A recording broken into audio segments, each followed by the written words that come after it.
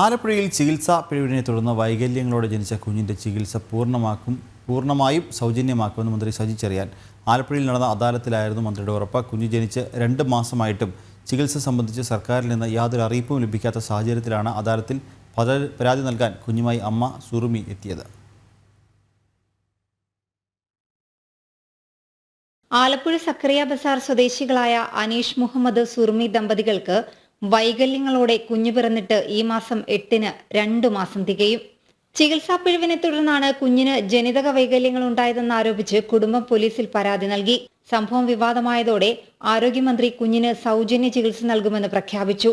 വിദഗ്ധ സംഘത്തെ കുഞ്ഞിനെ പരിശോധിക്കാനും ആരോപണങ്ങൾ അന്വേഷിക്കാനുമായി ആലപ്പുഴയിലേക്ക് അയച്ചു.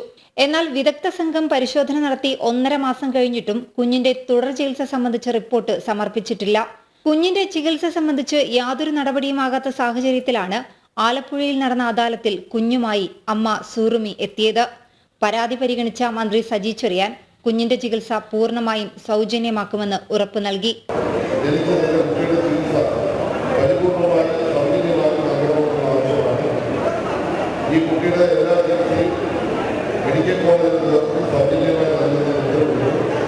ആലപ്പുഴ മെഡിക്കൽ കോളേജ് ആശുപത്രിയിൽ പീഡിയാട്രിക് സർജൻ ഇല്ലാത്തതിനാൽ കുഞ്ഞിന്റെ വിദഗ്ധ ചികിത്സ മറ്റേതെങ്കിലും ആശുപത്രിയിലാക്കണമെന്നാണ് കുടുംബത്തിന്റെ ആവശ്യം. വിദഗ്ധ ചികിത്സ വേണം. അത് കുഞ്ഞിന് ഈ മെഡിക്കൽ കോളേജിലെ ചികിത്സ മാത്രം പോരാ.